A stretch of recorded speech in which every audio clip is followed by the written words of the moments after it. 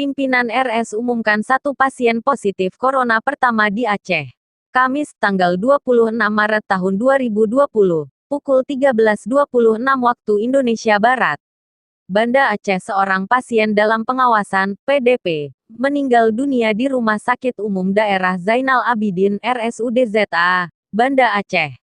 Pasien berjenis kelamin laki-laki berusia 56 tahun itu meninggal dunia pada Senin, tanggal 23 Maret tahun 2020. Direktur RSUD ZA Azharuddin mengatakan, pihak rumah sakit sudah menerima hasil laboratorium terkait pemeriksaan pasien PDP tersebut.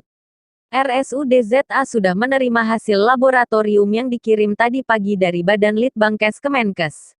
Hasilnya positif, kata Azharuddin saat dikonfirmasi. Kamis, tanggal 26 Maret tahun 2020. Pasien berinisial A tersebut meninggal dunia pada Senin, sekitar pukul 12.45 waktu Indonesia Barat. Pasien itu sebelumnya dirujuk dari Rumah Sakit PT Arun di Lok Seumawe, Aceh, pada tanggal 20 Maret tahun 2020. Hingga saat ini, sudah 2 pasien berstatus PDP yang meninggal dunia dalam perawatan di RSUD ZA Banda Aceh. PDP kedua yang meninggal pada Rabu malam, baru dirawat di RSUD ZA sejak 3 hari lalu. Pasien ini mengaku baru pulang dari Malaysia dan kemudian sakit, kata Azharuddin.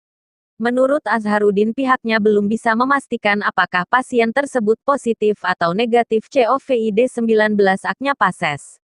Namun, swab pasien tersebut telah dikirim ke Badan Penelitian dan Pengembangan Kesehatan Kemenkes RI di Jakarta. Pasien sudah meninggal, kita tunggu hasilnya, kata dia.